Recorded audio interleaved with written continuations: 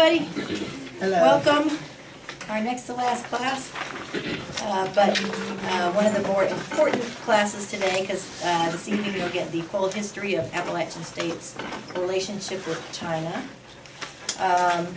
You may or may not be aware that although the Holland Fellows program has had our relationship with Fudan for almost 20 years now, our initial relationship with China was with the Northeastern University in Shenyang. And that relationship was established by our two speakers this evening, John Thomas and Harvey Durham, back in the 1980s, with the help of Marv Williamson, who spoke to us earlier in the semester. So they got that initial relationship going with China at a time when not many other universities or even organizations were establishing relationships with China. So we were on the ground early and have kept that relationship going in one form or another. And so we're going to get the full history of our China exchanges from John and Harvey this evening. So it's always a pleasure to have them here back on campus. And we always have to time it when they're both back on the mountain, because they're not necessarily in Boone full time.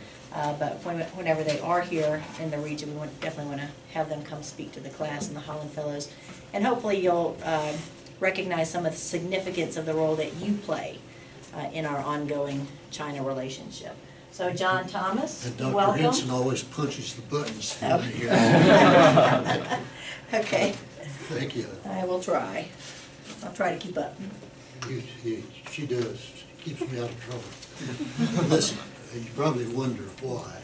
I was talking to Jennifer just a while ago. Probably wonder why the dates that I'm going to tell you too. Go back 18 years with this, specifically, about 18 years. I took the first crowd of this crowd to China in 1996. And the key with Northeast University, which I assume some of you know anything about Northeast. You too. That goes back to 1981. Don as well? Who is it? Don, Clay, and Ben did a study abroad. So you've been in Shenyang? I didn't know you lived in Northeastern. I went to other cities. So. Oh, great. Yeah. Well, I explained to help you to understand why two old men would come here and talk to you about something 35 years old. It's something as told that we've had the privilege, really the privilege of following this program, your program, as it's developed. And believe me, it's developed, as you'll find out tonight. Dr. Durham was Vice Chancellor for Academic Affairs back when the Earth was still cooling, and I was Chancellor. And we together worked for about almost 20 years together in China to get this thing. Even after I retired, Dr. Durham stayed on, and he has literally taken care of all of our international programs and gone over there, Italy and all the other places that we have. So he knows what he's talking about. But for a bit here, I'd like to just go back and walk you through some stuff here. The first part of this lesson tonight is going to be me going back over some letters that we started back in the 1980s. And we'll get out of that quickly, and then Dr. Durham will have some show and tell here that is going to be of interest. But it is as current as today with the problems that you all have. And if you haven't had them yet, you will have them.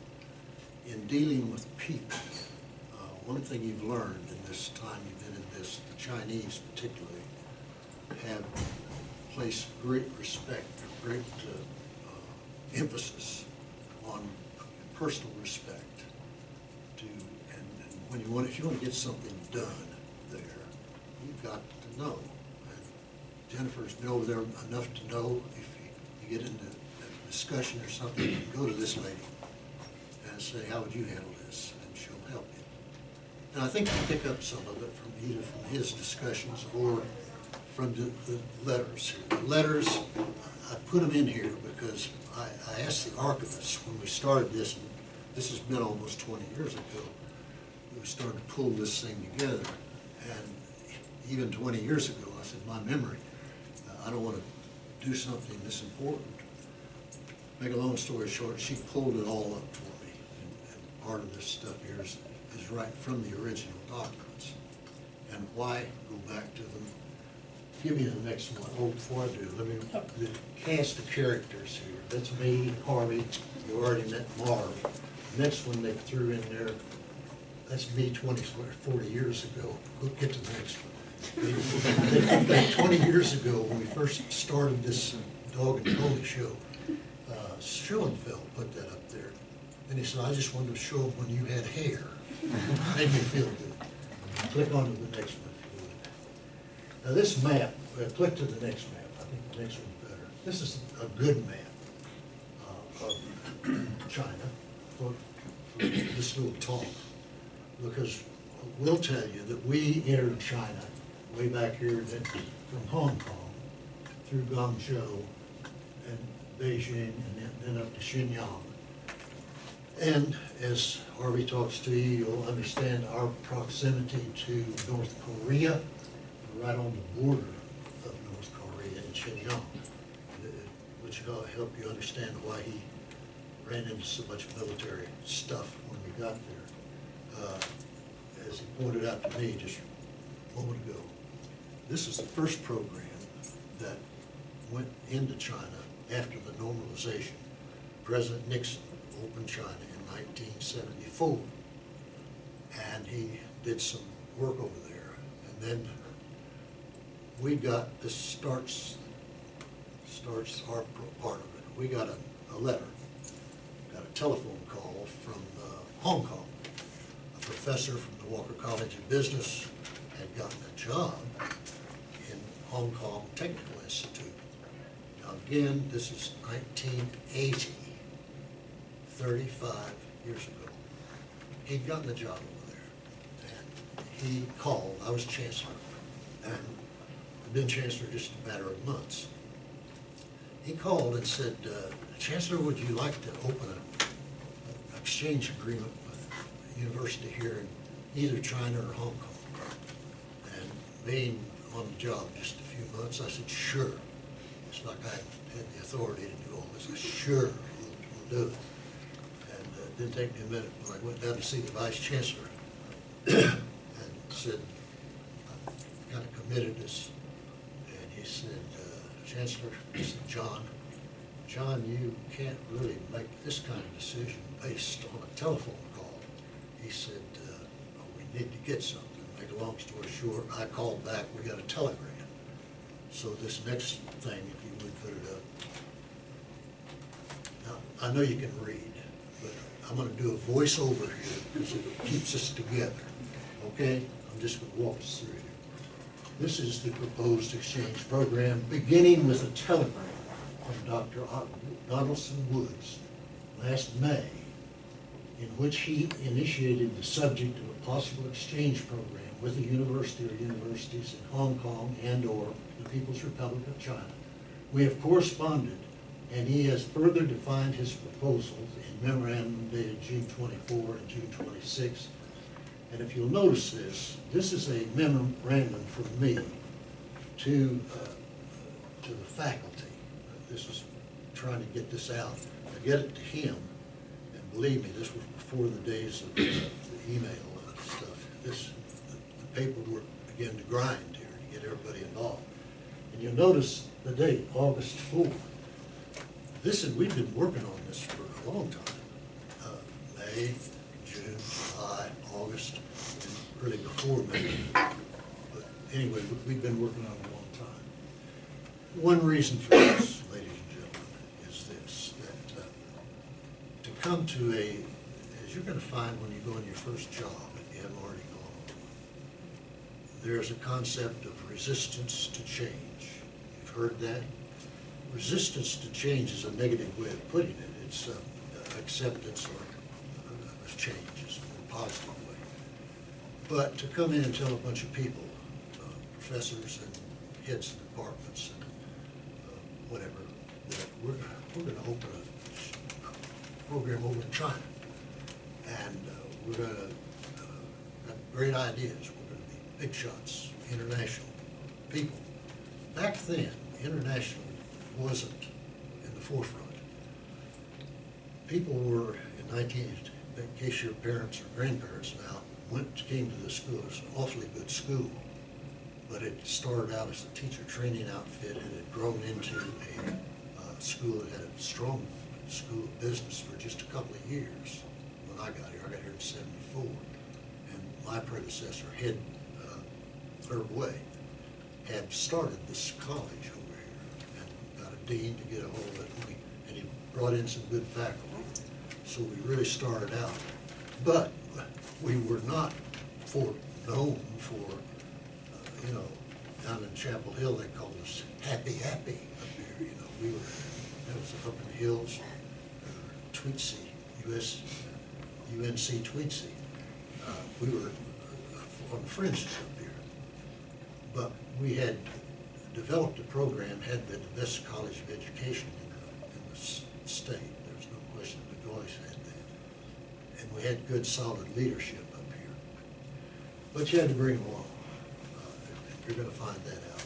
So as we go through this, take a look at the times, the things that are mentioned about how this is going to work, what's in it for you.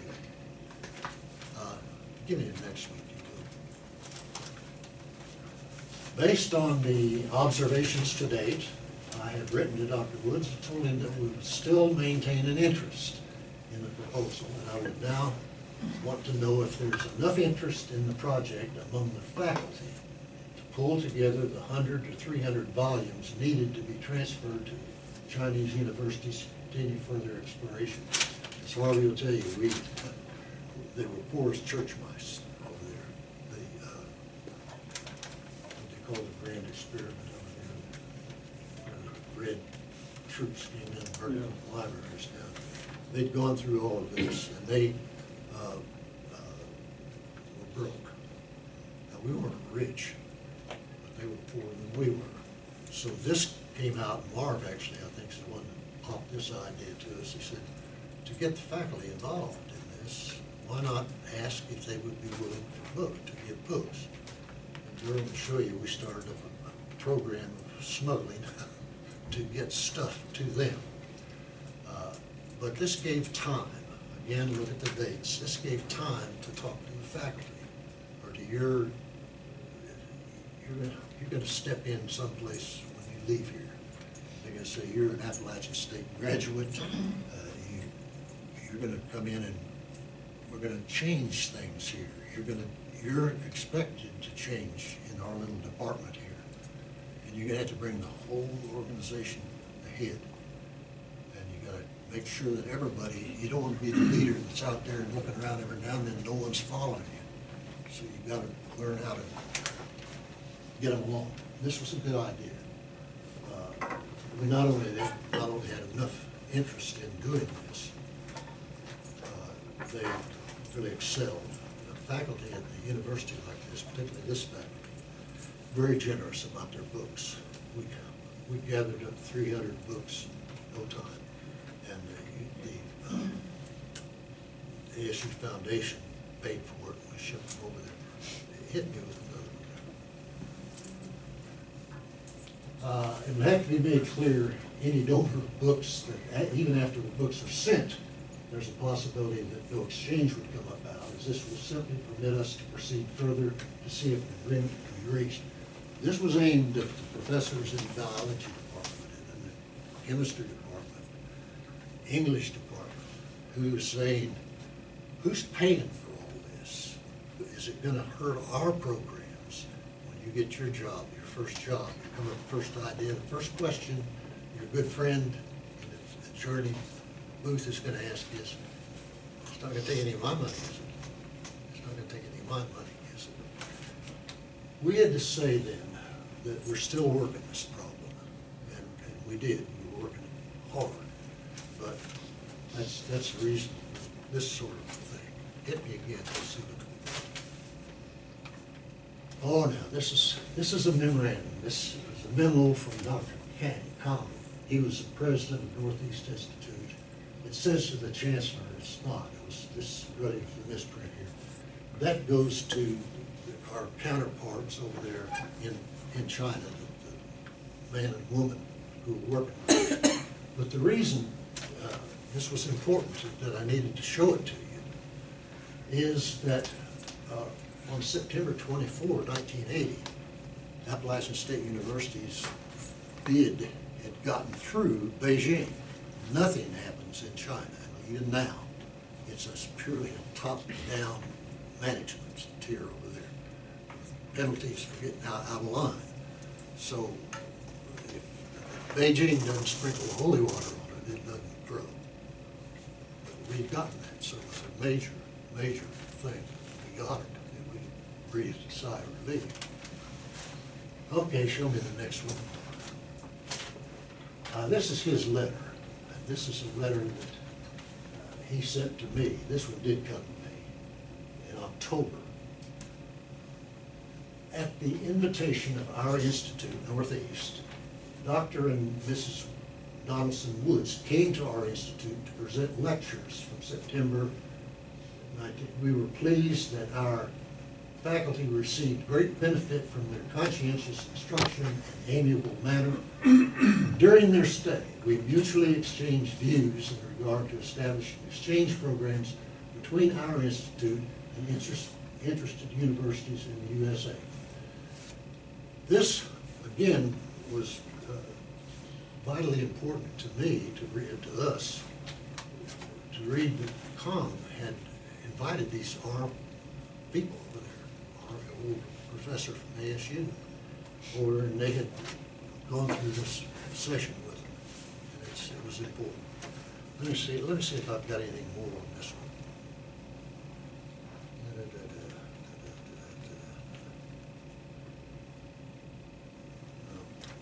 That's it, go ahead and hit me. This was the tail end of the letter here. This is pure Chinese now. But the letter was effusive to me from the president over there. He got to the end of it, he said, talking about Woods. They are in no way agents or officials of the PRC, the People's Republic of China, but are citizens of the U.S. who desire to promote bonds of friendships between U.S. in order to realize their objectives, establish programs with much pleasure. That was for Beijing's benefit to say that sure enough, we're going to negotiate with that little school in the mountains.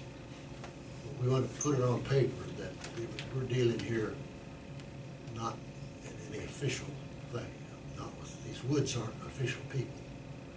I am, the chancellor over here was, but he wanted to make sure that we got the idea that stayed in there in the Chinese line. You're still going to get this because the Chinese are they're awfully good businessmen, one thing. You shake hands with them to count your fingers because they know how to make a buck and they know how to, and I'm not, I'd say it when I'm sitting here, friends of mine, that they, even to the count your fingers things because they got sense of humor too.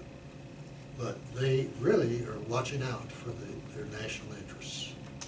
And you learn that in working the many, many years we've been there. And I'm awfully proud of you, that the students have done an awful lot over there. I've watched it, hardly watched it, for these 20-some years, and back even before. And dedicated students have helped to establish the fact that Appalachian means what they say. We've never promised them anything that we didn't deliver. And we made sure that it was tit for tat. They gave us something, we honored them, gave them respect. As I say, you're dealing from strength now, but you built that strength. Worth it. Let's see it.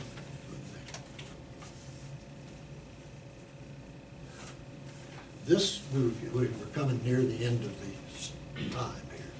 And Woods was telling, most of Woods' letter to me, this was from Woods to me in September of 1980. Most of his letters to me were to encourage me to keep keep working on this thing because it was time consuming.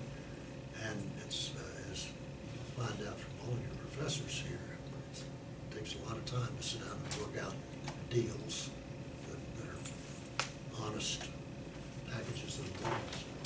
So here's his wish at me. We do not wish to underestimate the fact that our faculty members and students are going to be living in a nation with different historical, cultural, and political roots and values. There also would be some adjustments in terms of living conditions and diet. That is the understatement of the year.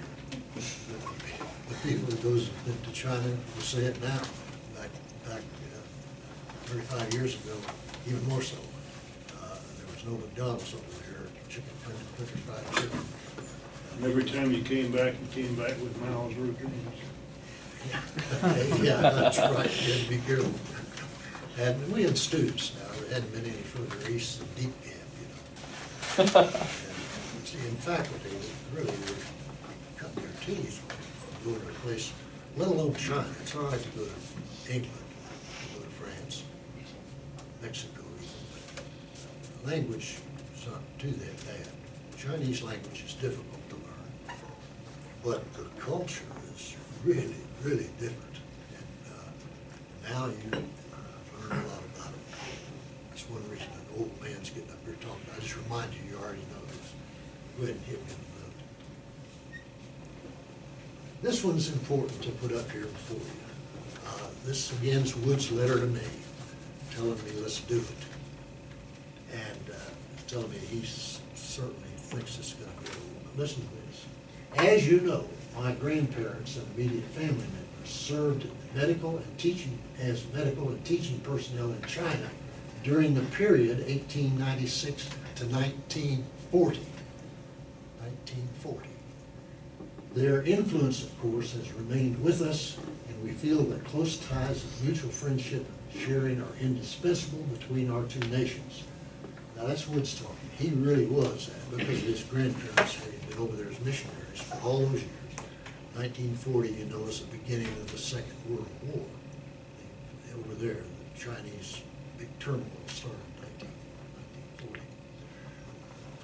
A little before that. But anyway, that's the last time anybody had been in Shenyang that was American. 1940. By the time we got there in 1981, it was 41 years. And you can see America.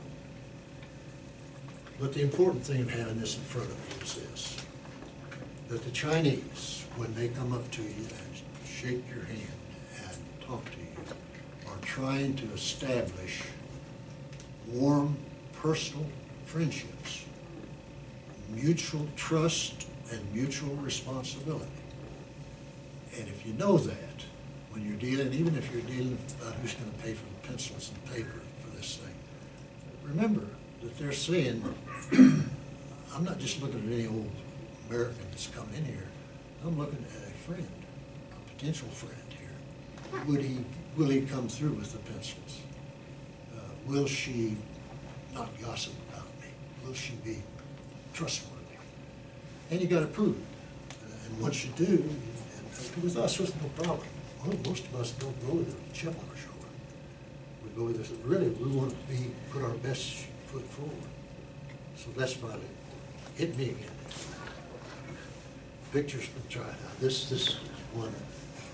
Let me show the first one here. We're going to go into his presentation here. Click that and see if I can see. These are beautiful places. And again, this isn't just standing up here with two old men saying, this was my last year's summer's vacation. Here's some beautiful slides. These are places that you have seen or will see, and you're going to see them and changed, much changed. But you're going to be wealthier after Durham shows you what they looked like 35 years ago, and you're caught up in this rapid change now. One thing I haven't mentioned here is one reason that I think it's important that you talk to the old men. Communication. You know, you're an entirely different era of young American students in terms of communication. You communicate with right up-to-date stuff. You've got it on your iPads. Your notebooks are really calling now That's not my field. But are you better off? We think so, than you would have been if you didn't have it. Your communications now, or you can have it instantaneously. Where Harvey worked for 4 weeks to get drafts of letters and stuff put together. You can sit down and ding, ding, ding, and instantaneously, every chairman of every department, and everyone put it down to the janitor, is on copy, and this is what we're gonna do. And that's great. And that's the way you're operating. You're gonna get ulcers if you don't watch yourself, because the backside of that is people are beginning to expect that you, since you get an email, that they look for your answer out like that, and that's tough. At times now, as a new manager, you're gonna have to say, I'll give you a couple of days on that. I want time to think, and if you don't, if you just start shooting from the hip, you won't survive. Let me turn this over to Dr. Durham now, and he will pick it up and pay attention to some of the dates and some of the pictures that you see. I think you'll find them of interest. Horace, will you pick it up?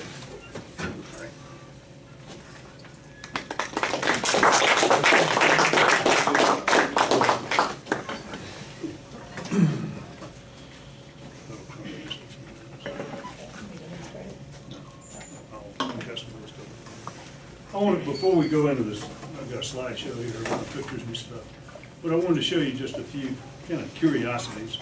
One of the things at Northeast University of Technology, NUT, when I was there, they gave, for some reason, they gave us these little medallions.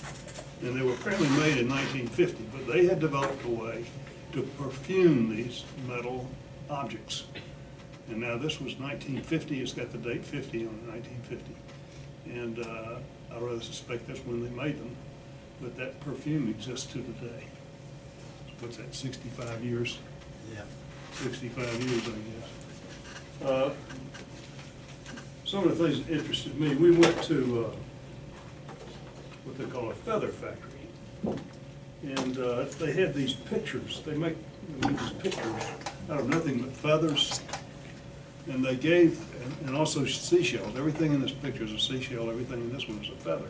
But they gave the chancellor, I guess it's around someplace, they gave him one that he could not pack up, but yet had to carry on the plane every place we went coming back. I can remember that picture being stuffed in between our feet and the seats in front of us. Wasn't a pretty sight. It was about 3 feet by 2 feet. It was this huge thing they gave me. I don't know how in the world they thought he was going to carry that thing.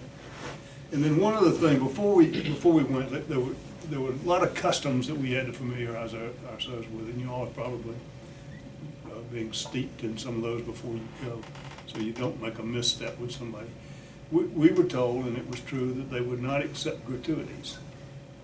And when we did arrive, that we wanted to bring some things that were just a token of show a token of our appreciation for our drivers, maybe for waiters, people who did things for us there at the university. So we loaded up about 50 of these little flashlights. Still work. I do take the batteries out of them every year. You do? Yeah, so they How don't does it rust. still work? So we had about 50 of these, and we passed them out. But if you gave them something of some value, they would have to turn it over to the party officials. That would go to the party, and some high-ranking party official would end up with the things that we had really intended for them to have. One other sort of curiosity too. These are some Christmas cards and New Year's cards that they sent. There's one with a rather angry-looking bird on it. That looks something like Hansel and Gretel in a house that looked sort of like a Christmas tree. And but then there was an evolution of these cards that got me. Finally, this went on for a number of years, and I noticed the cards started out by Dr. Durham, and then it has something in Chinese, and this is signed by Vice President Su, who's the vice president there, and a card that said, "Dear Dr. Durham," I think this one is, "Dear Dr. Harvey Durham, And then that progressed to just Dr. Durham, best wishes. And then from there, we went to Dear Durham. And then the next one is Dear Vice President Durhan Sins. And I don't know where they got that sins from. I guess somebody must have written down or told somebody Dr. Durham sends his regards. And so they heard Dr. Durham sins, and then it got to be Durhan Sins. And then from there we went to Dear Mr. Sins. And Dear Mr. Sins. So by the end of our sojourn, our journey with China over several years, this went on for years, I became Dr. Sin. So I'll just show those two. Those are all Christmas cards, New Year's cards. Just kind of a curiosity. But I want to talk to you a little bit about the agreement that we did around that. And the things that Don Woods had to say about the political values, intrinsic values that the people had, the diet was somewhat different. That, as he said, that was the understatement of the decade or the century as far as I'm concerned. Because those things did, much of that did shape the negotiations that we went through.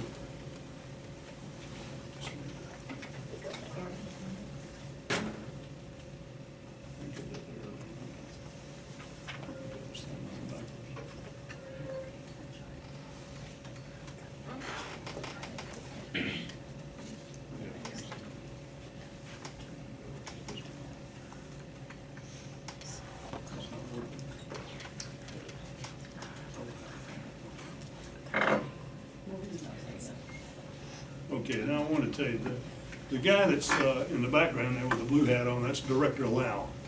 He was with us all the time that we were in China. He's a party guy. And I never did know exactly what Director Lau did, other than he was with the party and he took care of everything for us. He was with us the whole time. In fact, when they came to visit us, I guess in '82 was their first visit here. They came to visit us in '82. He and I spoke a common language, and that was the language of budget.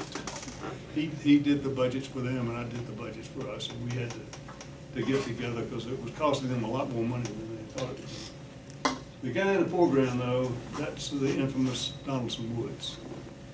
Now, on the plane, John, did you sit with him on the plane in China? Well, I was sitting with Mark Williams. He was sitting on one side of the plane. Don Woods was in the other side of the plane about midway through, and he was just getting accustomed to speaking Chinese. And he had everybody behind him up listening to what he had to say, and they would laugh, and everybody in front of them would turn around and they would laugh, and everybody just having a good time, and all of a sudden everything got real quiet. And I said, Marv, what did he just say? He said, well, he meant to say, I'm afraid my Chinese is not very good, but what he said was, when I speak Chinese, I am afraid. I'll tell you a little bit more about Don Woods in just a moment or two. But I guess from that then what he was saying in speaking Chinese, obviously in America, I heard an expression, I wish I could do it in Chinese, but I can't, but the expression goes something like this: I fear nothing in the heavens, I fear nothing on earth, I fear only a foreign devil speaking Chinese. I see that you're nodding, you've already heard that expression, so I don't know how much Chinese you've learned, but they may have something else on their mind when you're saying it.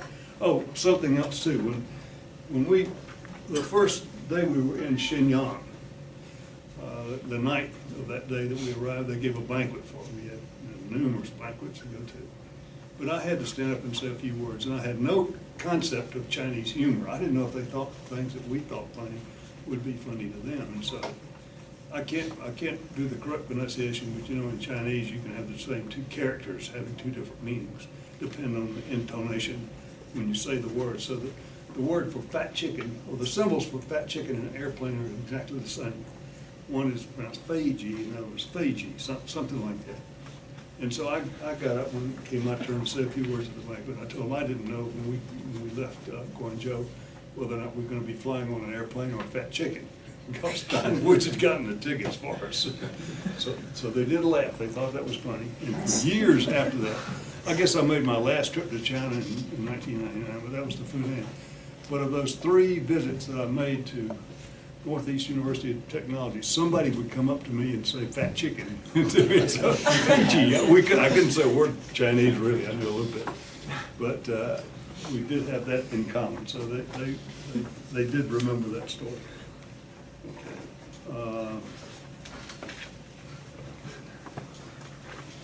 Start this one.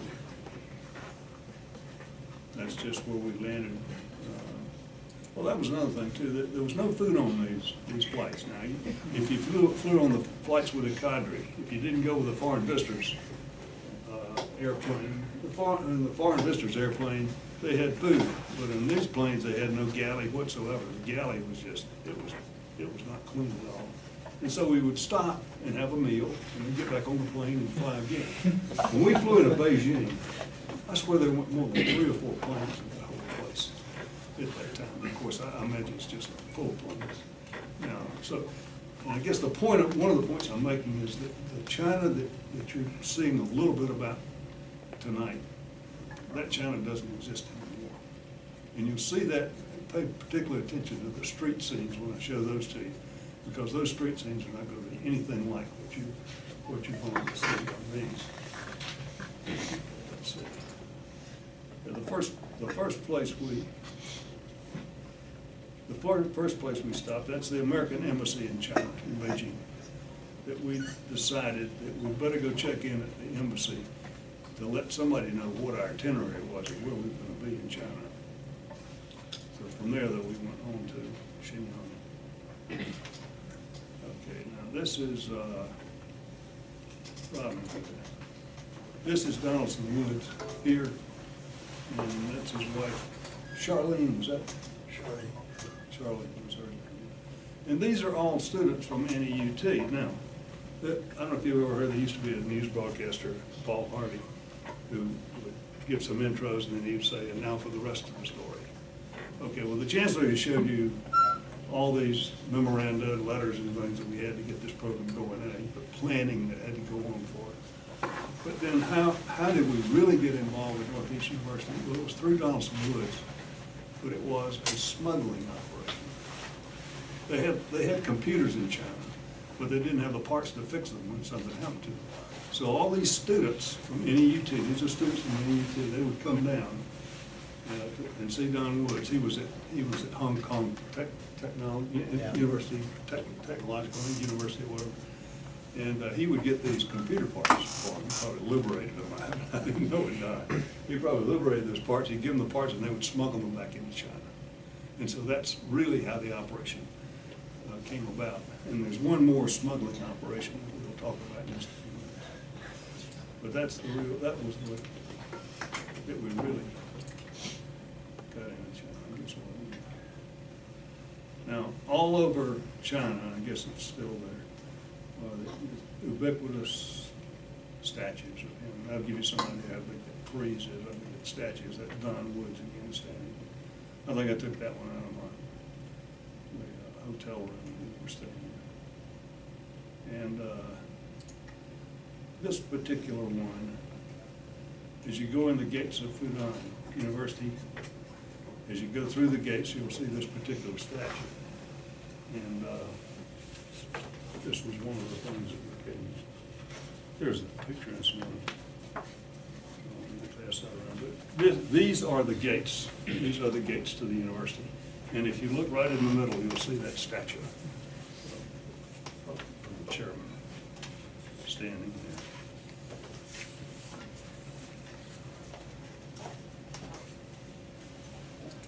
I'm sorry. Not that you haven't seen it. Okay, so now we come to the negotiating part. I guess the first day we showed up, there were the 3 of us, the Chancellor and Mark Williamson and I, and we went into this room, and there were about 40 or 50 people sitting in it. And I thought, we cannot negotiate this.